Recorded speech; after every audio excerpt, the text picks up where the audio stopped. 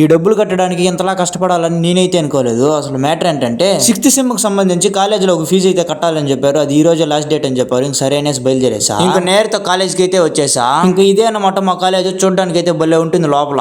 ఇంకా నేను కాలేజీలో కట్టాల్సింది వచ్చి 1271 రూపాయి, కానీ నేను 1301 రూపాయి ఎత్తుకొని పోయా. ఇంకా కాలేజీలో ఈ ఫీజు అయితే తీసుకోలేదు వాళ్ళు, ఎందుకంటే కరెక్ట్ గా మనం 1271 రూపాయే తీసుకోపోవాలంట. ఇంక చేసేది ఏం లేక కాలేజ్ పక్కనే ఉన్న ఒక షాప్ కి అయితే వెళ్ళి చేంజ్ అయితే అడిగా, కానీ వాళ్ళు చేంజ్ అయితే ఇవ్వలేదు. ఏదో ఒకటి తీసుకుంటే కానీ చేంజ్ అయితే ఏమన్నా సరే అనేసి ఎండకు చల్లగా ఉంటాయి అనేసి కూల్ డ్రింక్స్ అయితే తీసుకున్నా. ఒకదాన్ని మనం తాగేసి ఇంకో దాన్ని మనోనికి అయితే ఇచ్చేస్తాం కాలేజీకి వెళ్ళి. ఇంకా సక్సెస్ఫుల్ గా ఈ చేంజ్ తో ఫీజు కట్టేసి రూమ్ కి అయితే వచ్చేసా.